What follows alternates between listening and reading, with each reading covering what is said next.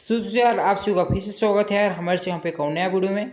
यार खैर आप सबको यहाँ पे बता दें, आप सबको इस बार बहुत ही पुराना जोड़ी पावर स्टार के साथ आप सबको वहाँ पे जल्द देखने को मिलेगा। जो कि बता दूँ, विनय बिहारी जी का बहुत दिनों से उनका गाना नहीं आया हमारे पावर स्टार के साथ। उनका गाना आप सबको यहाँ पे बीच में यहाँ पे जल्द देखने को मिलेगा।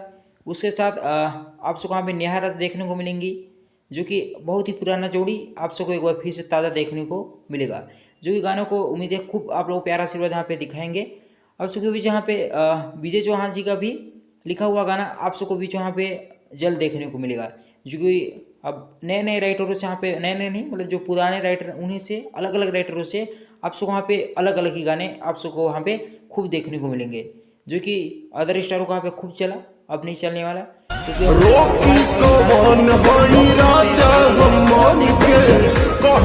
जाएगा हो सकता है। खैर आप लोग को ये वाला अपडेट काफी पसंद आया होगा। जरूर से लाइक करना। आपसे मिलते हैं।